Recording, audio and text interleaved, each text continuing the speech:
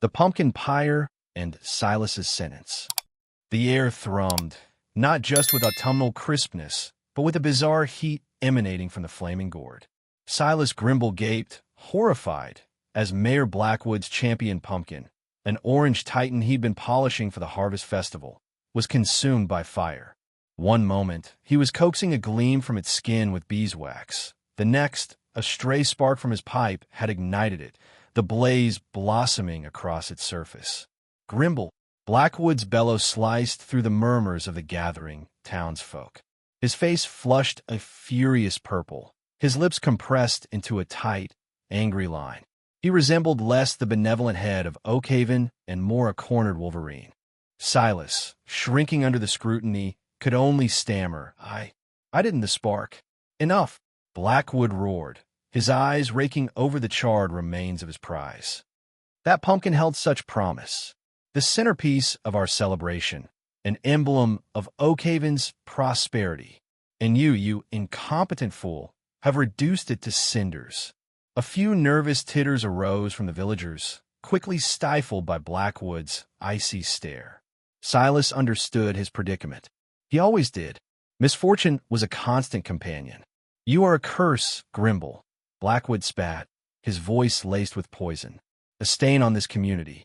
Always instigating trouble, always some mishap. He paused, eyes narrowing to slits. This time, however, you will atone. Silas swallowed, his mouth suddenly parched. He'd anticipated a penalty, perhaps public humiliation. But the intensity in Blackwood's gaze hinted at something far more severe. Your penance, Blackwood announced, savoring each word, is to excavate a grave. In the old cemetery, beyond Oakhaven's borders. A wave of collective breath hitched in the crowd.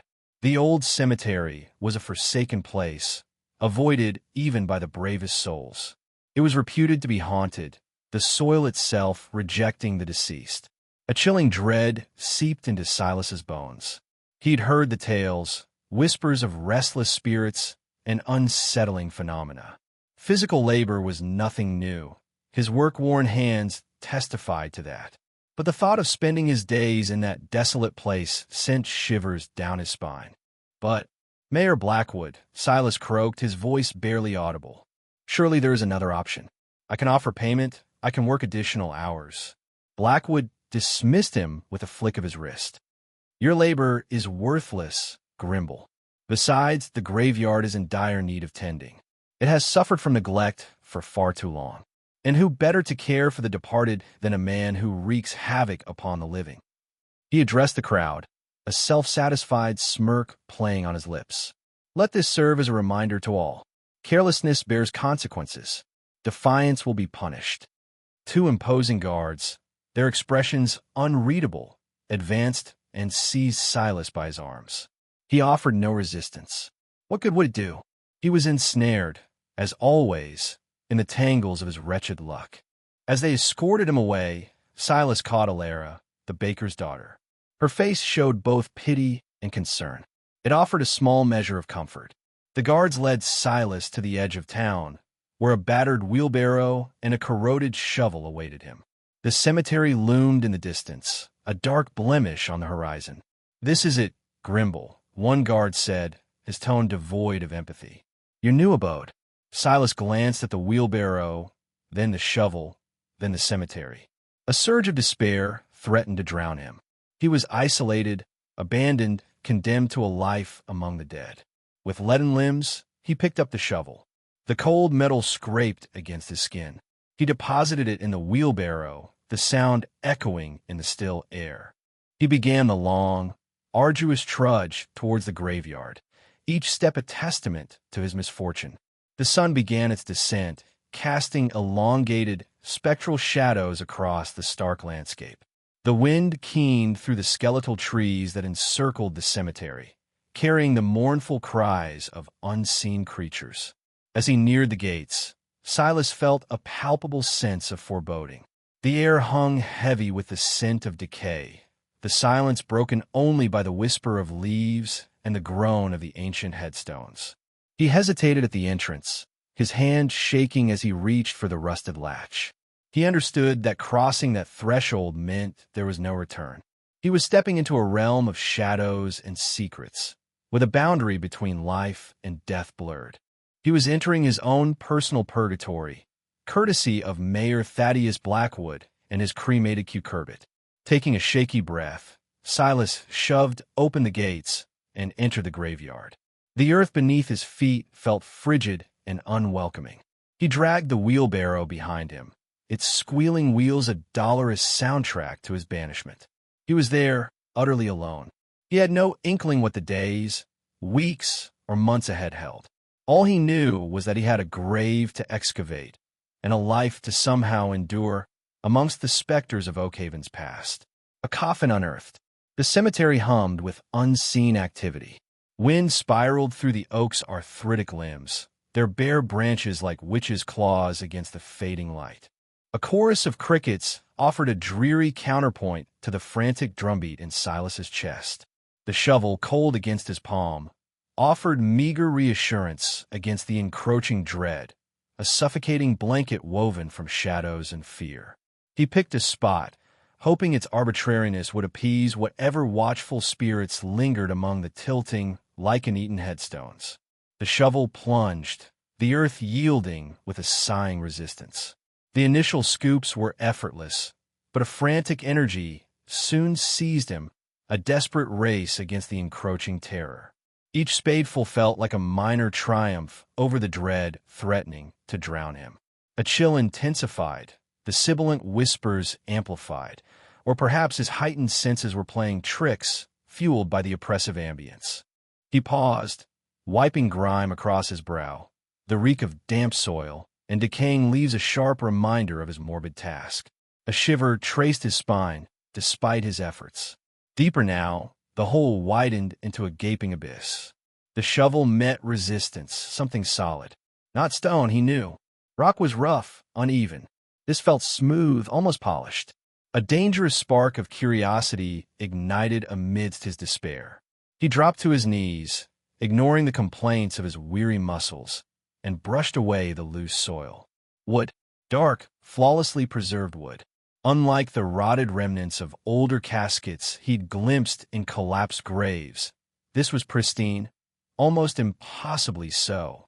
More digging revealed its rectangular form. A coffin, unlike any he'd witnessed. Fashioned from a deep, luxurious wood, perhaps mahogany, it glimmered faintly in the moonlight. Seamless, without visible joinery or decay, it appeared as though interred only yesterday. His fingers traced its perfect contours, finding an inscription etched onto a small, silver plaque near the head. The script was elegant, swirling, nearly indecipherable. With painstaking effort, he made out the letters, Ilera. His breath hitched. Ilera. The name resonated, a sudden, sharp ache of recognition, yearning. It was the baker's daughter, the one who had gifted him a brief, sympathetic glance before his departure. Why would a coffin, so new, bear her name and lie secreted within this forgotten ground? He circled it, his mind reeling. This defied reason. He was meant to dig a grave, not exhume some ghastly enigma. Kneeling again, he traced the inscription, a stronger wave of unease washing over him. This was more than just a burial. It was a riddle, an irresistible puzzle. He had to know what it contained. Reaching for his shovel, his hands trembled. He would pry it open, just a sliver, enough to peek inside. He rationalized it as simple curiosity, a need to comprehend.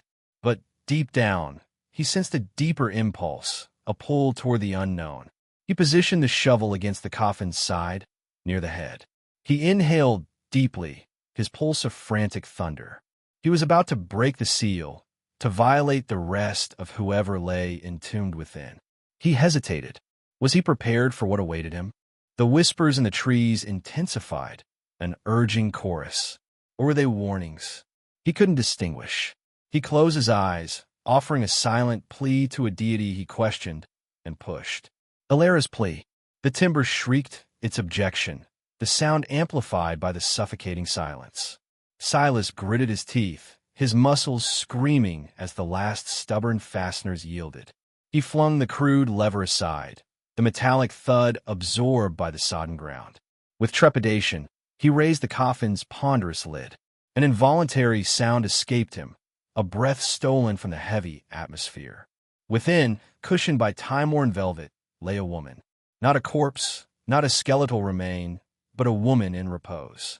Her skin possessed a pallid luminosity in the weak light sifting through the bare branches overhead, yet a delicate rose tinted her cheeks.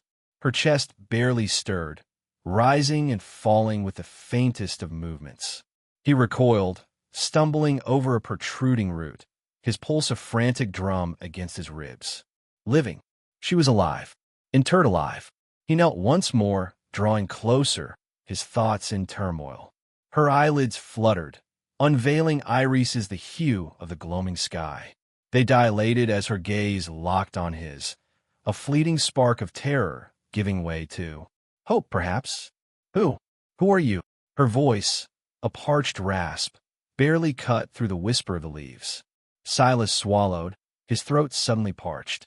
Silas. Silas Grimble. I was preparing a grave. He mentally berated himself for the obvious declaration. Agrave. A shadow darkened her features. For me? He nodded, a wave of remorse washing over him. I didn't realize. I merely discovered the casket. With considerable effort, she attempted to sit, her limbs uncooperative and feeble. He offered his hand, and she initially recoiled, then relented, accepting his support. Thank you, she whispered, leaning against the coffin's edge. My name is Alara Vesper. He scrutinized her face, taking in the graceful line of her jaw, the prominent architecture of her cheekbones, the way the moonbeams caught in her raven hair, intricately woven with tiny, shimmering pearls. Even in this morbid tableau, she possessed a striking beauty. Alara, he echoed, the name unfamiliar on his tongue. What transpired? A veil of distress clouded her eyes. I was betrothed against my will to Lord Valerius, a man of advanced years and cruelty. She shuddered involuntarily. I refused, publicly, and for that they sentenced me. Sentenced you? To this. Silas indicated the cramped confines of her prison. They fabricated an abrupt illness, she stated with bitterness. A desire for swift, silent burial. No one dare question it. He wields considerable power, Lord Valerius. Her gaze met his, intense and imploring. You must aid me, Silas. You must liberate me from here. I cannot breathe. He scanned the graveyard, ancient trees projecting long, dancing silhouettes. The very atmosphere felt pregnant with untold histories, burdened by the weight of the deceased. He recalled Mayor Blackwood, the desecrated pumpkin, his own exile. He remembered the hushed accounts, the legends of restless spirits, of unseen entities that lurked in the shadows. And then his gaze returned to Alara, to the raw plea etched upon her face, and he knew he could not abandon her to her fate. Very well, he affirmed, his voice resolute despite the tremor in his hands. I will assist you. A spark of renewed life flickered in her eyes. Thank you, Silas. Thank you. But where will you seek refuge? They will undoubtedly be searching for you. The enormity of their predicament began to dawn on him. He was merely a humble gravedigger, banished to this godforsaken place. What could he possibly accomplish? I possess a secluded cottage, she disclosed, her voice gaining strength.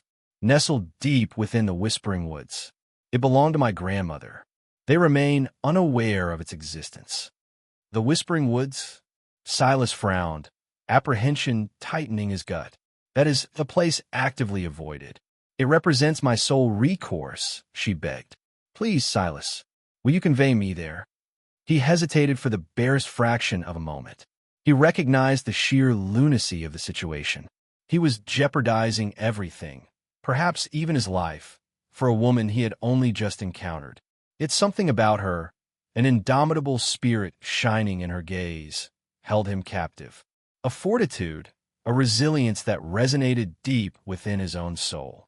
Yes, he declared, his decision made. I will convey you there. Alara managed a feeble smile. Then we must hasten. They will soon realize that my demise was premature. She reached out and grasped his hand, her touch surprisingly firm. Dawn is imminent, and we require considerable distance before its arrival. A midnight pact. Silas gazed at Alara, her eyes reflecting the flickering lantern light in frantic pools. Clammy soil marred the hem of her dress, echoing the raw dread infusing her words. I can't return, she rasped, voice cracking. Valerius, he'll devise something else. The taste of dust, heavy and mortuary-like, coated Silas's mouth. He was a caretaker of graves, not a rescuer. Yet, the stark terror blazing in her gaze plucked at something unfamiliar within him. The Whispering Woods are treacherous, miss.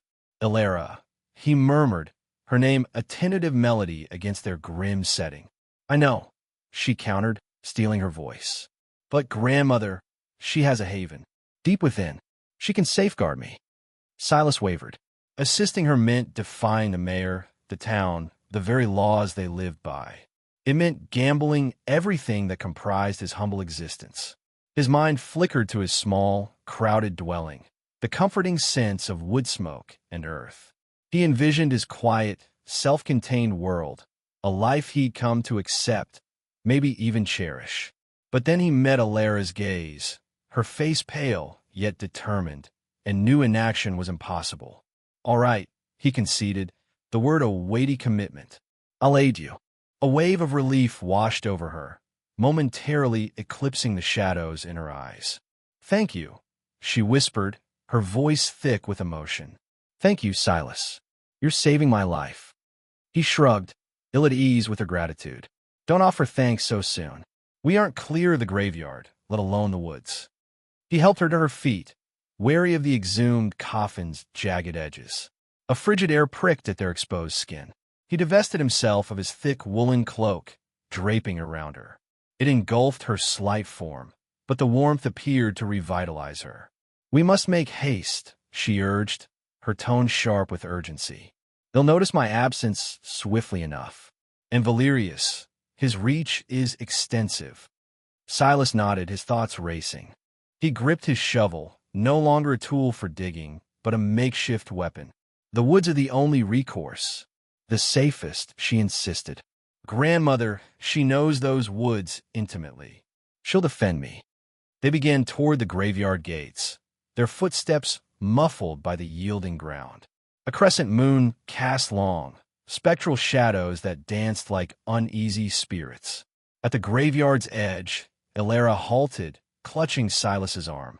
Wait, she breathed, scarcely audible. There is something more. He turned, heart hammering against his ribs. He steeled himself for another complication, another hurdle in their already precarious flight. The law, she revealed, her eyes clouding with apprehension. The mayor, he can pronounce me a fugitive. Any harboring me will be penalized. Severely. Silas cursed under his breath. He hadn't considered it. Blinded by the need to protect her, he'd overlooked the legal fallout. The mayor was a man of cruelty and spite, and wouldn't think twice about making an example of anyone who crossed him. Only one path remains, Alara asserted, her voice trembling slightly. One way to safeguard me, to safeguard you. Silas looked at her, brows furrowed, in confusion. He struggled to grasp her meaning. Marriage, she uttered, the word hanging like a death sentence. If wed, the law can't touch me. I become your responsibility, your wife. The mayor, he can't compel me to marry Valerius. Silas simply stared, utterly speechless. Marriage? To him, it was preposterous, unthinkable. He was a grave digger, a solitary, unremarkable man. She was Alara Vesper, a woman of refinement and beauty promised to a lord. But he stammered, unable to formulate a coherent thought.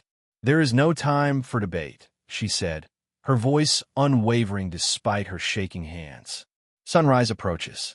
If we don't do this before then, I'm lost. He studied her, the desperation etched in her features. He saw the terror, the vulnerability, but also a strength, a resilience that sparked something within him. He contemplated his quiet life, his solitary existence.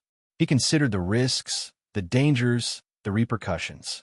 And then he pictured Alara, her destiny, the life awaiting her if he remained passive.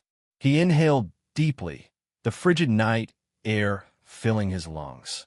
"All right," he stated, his voice surprisingly firm. "We'll see it done."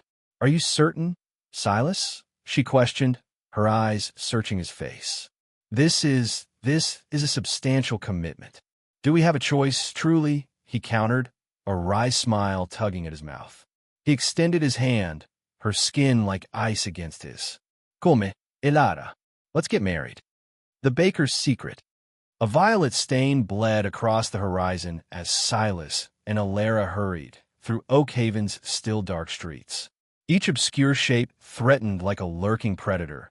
Each stirring leaf whispered of the mayor's enforcers closing in. Time and their dwindling optimism were running out. "Someone must be willing," Alara breathed, gripping Silas's sleeve, her voice a dry rasp born of fear and silence. Silas's gaze darted to the shuttered windows they passed. The village slumbered, enveloped in a stillness shattered only by the hammering in his chest. The urge to pound on doors, to beg for sanctuary, gnawed at him, but the danger was too acute. Each house could harbor informants, eager to earn the mayor's favor. Perhaps Maggie at the apothecary, he ventured, a tremor of uncertainty in his tone. She always showed compassion to the downtrodden. Alara demurred. "She's too loyal to the church. She wouldn't defy the mayor." Despair threatened to pull Silas under. He'd spent his life skirting trouble, keeping his head below the parapet, and now he was ensnared in a plot that risked everything. But seeing Alara, her face one yet determined, her eyes glowing with fierce resolve, he knew he couldn't forsake her. "Not now. Wait," Alara murmured, halting before a stout brick building. The fragrant tang of fermenting dough emanated from beneath the door. The bakery.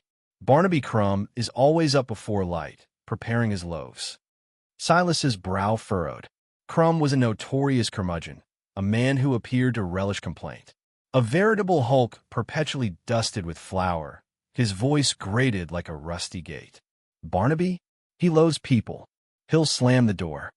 "We're out of options," Alara insisted, her fingers already reaching for the heavy timber.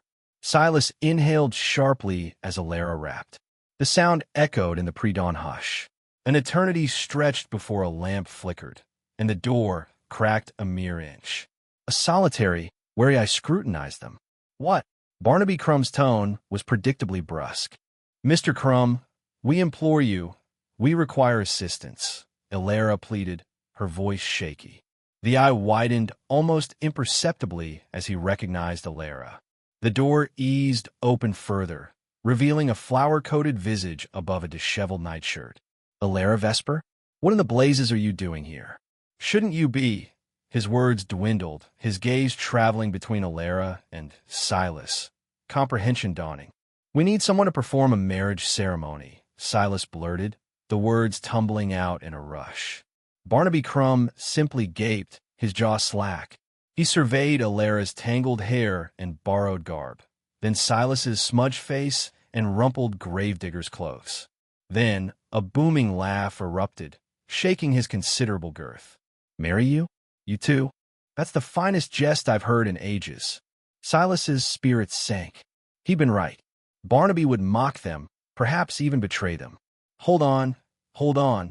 Barnaby wheezed, wiping his eye. "Let me comprehend this. The gravedigger and the almost deceased? You require me to wed you." Alara stepped forward, her tone resolute. "Please, Mr. Crumb, this is a matter of life and death.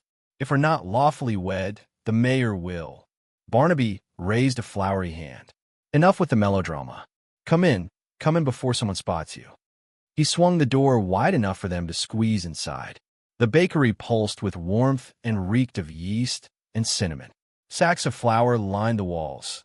Trays of dough rested on a long table. Barnaby led them into a small, cramped back room. "So," he said, leaning against a pyramid of empty sacks, eyes gleaming. "Tell me everything."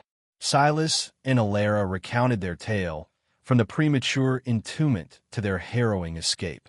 Barnaby listened in silence, his expression inscrutable. When they concluded, he sighed and raked his flour-dusted hair. "I haven't done this in years," he muttered. "Not since." His voice faded, a shadow clouding his features. "Done what, Mr. Crumb?" Alara probed gently. Barnaby looked up, his eyes suddenly keen. "Before I baked, I was a traveling preacher. I presided over countless weddings. But that was many years ago, an entire existence ago." Silas's heart quickened with hope. "So you'll do it? You'll wed us?" Barnaby hesitated, then a gradual smile illuminated his face. "Why not? It's not every day a grumpy old baker becomes Cupid. Besides," he added, lowering his voice to a conspiratorial murmur, "I've always despised that puffed-up peacock of a mayor. This will be the best amloaf I've baked in years." He ransacked a dusty chest in the corner and unearthed a worn, leather-bound book. He flipped through the pages, muttering to himself, "All right, let's get this over with before sunup, and half the town is clamoring for their morning rolls." Time is short. Silas and Alara exchanged a grateful look. In the heart of the crotchety baker, they had stumbled upon an improbable ally. The fragrance of baking bread mingled with the must of aged paper as Barnaby Crumb, the baker harboring a secret past, prepared to alter their fates. Interrupted vows. The air in Barnaby's bakery, thick with the ghost of day-old bread, felt strangely sacred. Moonlight, fractured by the grime on the windows, cast elongated shadows that danced like nervous spirits. Barnaby, surprisingly steady, held open a dog-eared book. His voice, usually a gravelly grumble, adopted a solemn cadence as he began to read the vows. Silas, his heart hammering a frantic rhythm against his ribs, glanced at Alara. She stood bathed in the ethereal glow, her eyes reflecting the flickering candlelight. The urgency of their situation had momentarily faded, replaced by a fragile sense of hope. He squeezed her hand, a silent promise of protection. Barnaby cleared his throat, the sound amplified in the small space. "Dearly beloved," he intoned, "we are gathered here today." Suddenly, a pounding erupted at the bakery door, shaking the flimsy frame. A gruff voice bellowed, "Open up, Crumb, in the name of Mayor Blackwood." Alara gasped, her grip tightening on Silas's hand. The fragile bubble of hope shattered, replaced by icy dread. Barnaby slammed the book shut, his face a mask of fury. "Blast and damnation," he roared. "That puffed-up pig couldn't leave well enough alone, could he?" Silas pushed Alara behind him, his gravedigger's shovel, which he'd instinctively grabbed, now held defensively before him. "Stay here," he muttered to her, his voice low and urgent. The door splintered inward, revealing Mayor Blackwood, his face contorted with rage, flanked by two of his bulliest enforcers, their faces grim and determined. The moonlight glinted off the silver badge pinned to Blackwood's chest. "Seize them!" Blackwood shrieked, his voice cracking with fury. That grave robber and the runaway bride." The enforcers surged forward. Silas swung the shovel, connecting with a satisfying thud against the arm of the first man. He bellowed in pain, stumbling backward. But the second enforcer was quicker, lunging toward Silas. "Run, Alara, run!" Silas yelled, deflecting the enforcer's clumsy grab. Alara didn't hesitate. She darted past the struggling men, weaving through the overturned flour sacks and scattered baking pans. Barnaby, surprisingly agile for his age, grabbed a rolling pin and whacked Blackwood across the back of the head. Blackwood yelped, clutching his head in disbelief. "You traitorous baker," he sputtered. Silas managed to break free from the enforcer, grabbing Alara's hand as he bolted towards the back door of the bakery. They burst out into a narrow alleyway, the moon hanging like a silver coin in the inky sky. The shouts of Blackwood and his men echoed behind them. After them, "Don't let them escape." They sprinted through the maze of twisting alleyways, the cobblestones slick beneath their feet. The air was filled with the smells of stale refuse and damp earth. Silas, his lungs burning, risked a glance behind him. The enforcers were gaining ground, their heavy boots pounding on the cobblestones. "We need to lose them," Alara gasped, her breath coming in ragged bursts. Silas spotted a narrow passage between two buildings, barely wide enough to squeeze through. "This way," he urged, pulling her after him. They scrambled through the passage, scraping their arms against the rough brick walls. They emerged into a small, deserted square, dominated by a towering oak tree. "Where now?" Alara asked, her voice laced with desperation. Silas scanned the square, his eyes darting from shadow to shadow.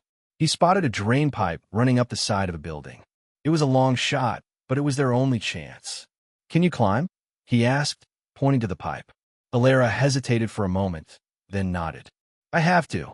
Silas boosted her up, her small hands gripping the cold metal. She began to climb, her movements surprisingly swift and sure. Silas followed close behind, his larger frame making the ascent more difficult. The shouts of Blackwood's men grew louder, closer. They were entering the square. Silas reached the roof, pulling himself over the edge and then reaching down to help Alara. They scrambled to their feet, crouching low behind the crumbling parapet. Below, Blackwood and his enforcers stormed into the square, their faces illuminated by the moonlight. "They can't have vanished into thin air," Blackwood roared, his voice echoing across the square. "Search everywhere. I want them found." Silas and Alara exchanged a desperate glance. They were trapped. But as Silas looked into Alara's determined eyes, he knew they wouldn't give up without a fight. Their interrupted vows had become a battle cry, a promise to defy Blackwood and forge their own destiny, even if it meant facing the darkness together. The clock tower's secret. The clock tower clawed at the dawn, its silhouette a jagged warning against the bruised sky. Silas strained against the obstinate oak, its hinges shrieking their displeasure as it finally gave way. Dust motes, caught in the fractured light filtering through begrimed panes, painted swirling galaxies within the immense space. Scattered across the floor were cogs, springs, and levers, the disarticulated remains of some mechanical leviathan. The air was stagnant, thick with the tang of aged iron and neglect. "Are you certain about this, Alara?" Silas's voice bounced off the stone walls. "It hasn't seen a soul in decades, judging by the state of it." Alara, her breaths still coming in ragged gasps from their desperate dash across the market square, observed their refuge with unsettling composure. "More secure than the streets," she declared, her gaze already dissecting the complex machinery. "Besides," a ghost of a smile touched her lips, "I have a certain affinity for contraptions." Silas arched a disbelieving brow. "An affinity? As if you collect porcelain dolls." She ignored his jab, heading towards a workbench buried under a landslide of tools. "My father was a horologist," she explained, her fingers already delving into the mess. Before everything fell apart. He imparted all his knowledge to me." Silas watched, intrigued. He'd known Alara for a mere few hours, yet each passing moment unveiled a new dimension to her persona. He'd initially pegged her as a sheltered aristocrat, confined to a life of privilege. But this revealed an entirely different truth. He wedged a hefty beam of timber against the door, reinforcing their precarious haven. The distant clamor of pursuit, though muted now, still carried on the morning air. Blackwood's hounds wouldn't relinquish the chase easily. "What is it you're after?" Silas inquired, turning back to Alara. "A pivot file, ideally in number 4, she responded, her focus unwavering. "And clock oil. Fingers crossed there's some remaining." Silas sifted through the detritus, unearthing a corroded oilkin tucked away in a shadowed nook. He presented it to Alara, alongside a peculiar, uniquely shaped file he discovered. "Will this suffice?" Alara scrutinized the file, her expression softening with recognition. "Perfect," she murmured. He always maintained I possessed an eye for the appropriate instrument. For the ensuing hour, a hushed stillness descended, punctuated only by the measured ticking of a pocket watch Alara produced from within her cloak and the occasional grating of metal against metal. Silas observed her labor, captivated by the dexterity of her hands. He had always considered himself a practical individual, adept at the mundane tasks of the earth. But this was an entirely different skill set, a delicate ballet of precision and patience. He noted the deep furrow in her brow, the silent movements of her lips as she deciphered the clockwork's intricate pathways. He saw not just a damsel fleeing an unwanted union, but an artisan, a master craftswoman, a soul intimately connected to the enigmatic workings of time itself. What's the ultimate objective? He finally ventured, breaking the spell of silence. Alara paused, wiping a streak of oil from her cheek. A diversion, she stated simply.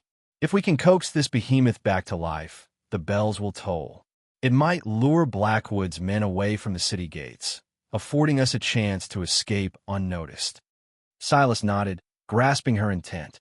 A risky proposition, to be sure, but a cunning one. Anything was preferable to passively awaiting capture.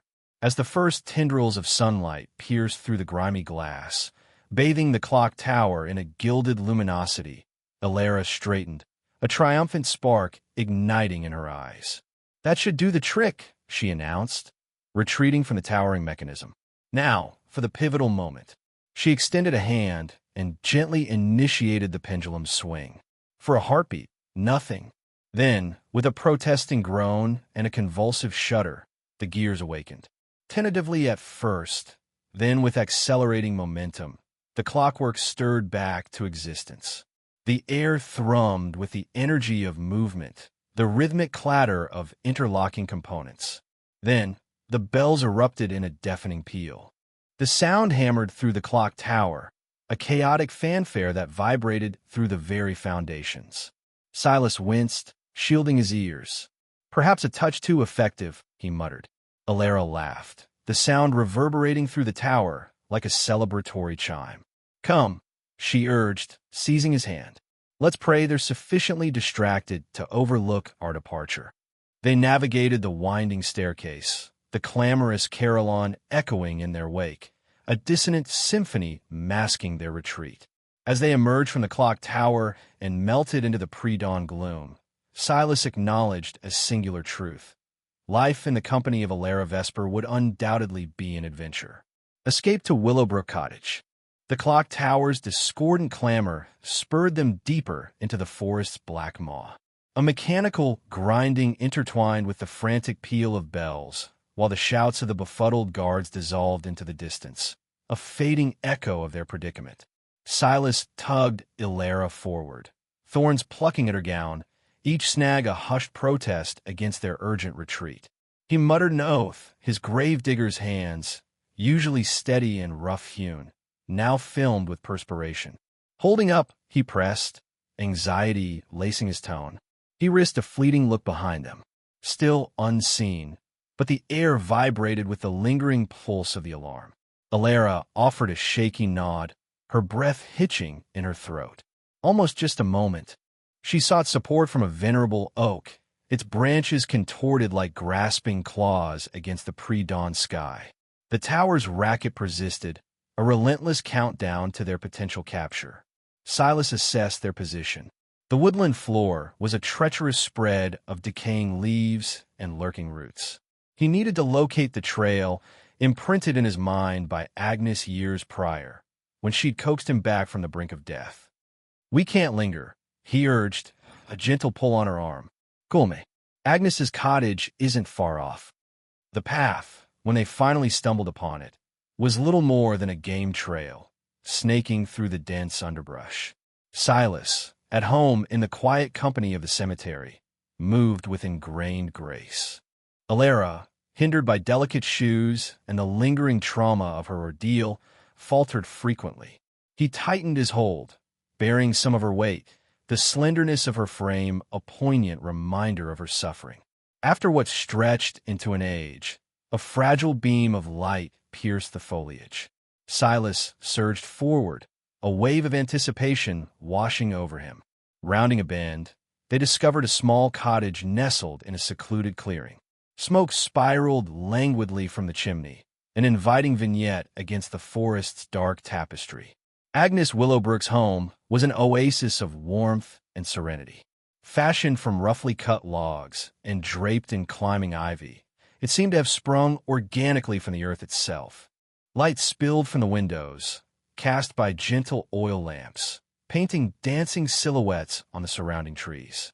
The air carried the scent of burning wood and fragrant herbs, a soothing balm to their raw senses. Silas paused, a shadow of doubt clouding his features. He hadn't seen Agnes in years, not since his banishment. He couldn't be sure of her reaction to his sudden arrival, especially with Alara in tow. Yet he was out of options. He approached and tapped softly on the wooden panel. Moments later, the door yielded, revealing Agnes Willowbrook.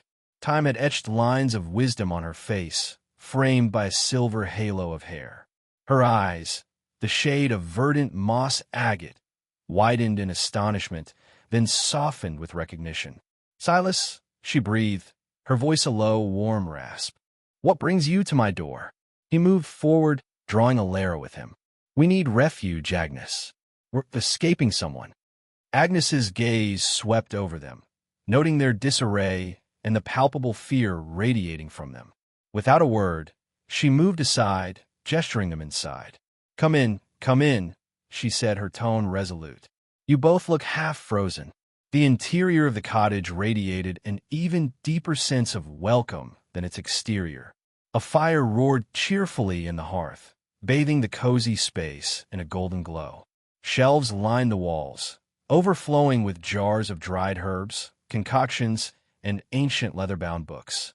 The air was heavy with the calming essences of chamomile and lavender. Agnes guided them to the fire, where they gratefully collapsed into a pair of well-worn armchairs. She disappeared into a back room, returning moments later with a steaming kettle and a pile of thick woolen blankets. "Here," she offered, handing them each a blanket. "Wrap yourselves well. You must be chilled through." She then set about preparing tea, her movements economical and graceful. As they savored the warm brew, a sense of tranquility began to permeate their being.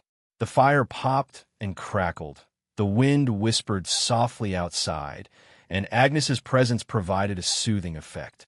"Now," Agnes began, settling into a chair facing them.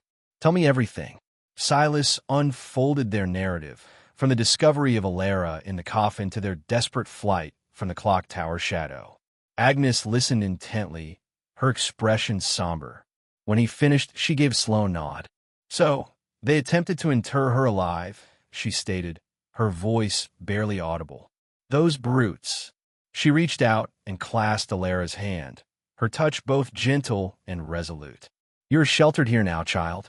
I will not allow anyone to inflict harm upon you." Alara offered a faint smile. "Thank you, Agnes," she whispered, her voice wavering. I don't know how we could have managed without you." Agnes squeezed her hand. "Nonsense. You acted as you needed to in order to live. And Silas here, his heart, is obviously in the right place." She turned to Silas, a trace of amusement playing on her lips. "It appears you have discovered something more stimulating than marking graves." Silas chuckled, a genuine sound that relieved some of the tension constricting his chest. "So it would seem." As they continued to converse, the first tendrils of dawn began to streak the sky with vibrant pink and gold. The forest outside the cottage window gradually stirred to life, the birds serenading the new day with their melodies. The clock tower's bells, mercifully, remained still. Agnes rose and walked to the window, her gaze fixed on the horizon. "The sun ascends," she murmured quietly. "A new day commences, and along with it, a fresh start for the both of you. A new dawn in Oakhaven." The morning sun, a painter of hope, splashed gold across the quaint village of Oakhaven. It kissed the thatched roofs, danced in the window panes, and illuminated the cobblestone streets, now bustling with life. Gone was the oppressive gloom that had clung to the village like morning mist before Silas and Alara arrived. Oakhaven breathed easier now, its heart beating with a newfound lightness. From a small cottage nestled on the edge of the village green, The rhythmic ticking and whirring of gears could be heard. Smoke curled lazily from the chimney, carrying the scent of wood smoke and beeswax, a comforting aroma that promised warmth and ingenuity. This was the home of Silas and Alara, a sanctuary where discarded scraps transformed into whimsical marvels. Silas, no longer the haunted gravedigger, stood at his workbench, his brow furrowed in concentration. He wasn't preparing a grave today, but meticulously soldering a tiny brass wing onto a clockwork butterfly. His hands, once calloused from digging earth, now moved with surprising delicacy, coaxing life into inanimate objects. Sunlight caught the silver threading through his dark hair, a subtle testament to the years that had passed since he'd pulled Alara from the suffocating darkness. Alara, her laughter a melody that often spilled into the village square, sat beside him, her fingers nimbly stitching velvet onto a miniature rocking horse. Her eyes, the same vibrant blue that had captivated Silas in the claustrophobic confines of the coffin, sparkled with joy. The memory of her near burial was a phantom limb, a painful echo that still resonated, but the love she shared with Silas, the vibrant life they had built, had woven a protective shield around her. "The baker's boy is waiting for his griffin, Silas," Alara said, her voice soft. "He's promised to name it Flower." Silas chuckled, a warm, rumbling sound. "Flower the griffin. Fitting. Almost as fitting as naming our clockwork owl Hoot." He carefully placed the butterfly onto a charging stand. Its wings, when fully powered, would shimmer with an ethereal glow. "It's ready. Perhaps you could deliver it, Alara." Alara beamed, setting aside her sewing. "I will be delighted." She rose, smoothing her simple woolen dress. The colors she now favored were vibrant and alive, a stark contrast to the mournful grays and blacks that had once dominated her wardrobe.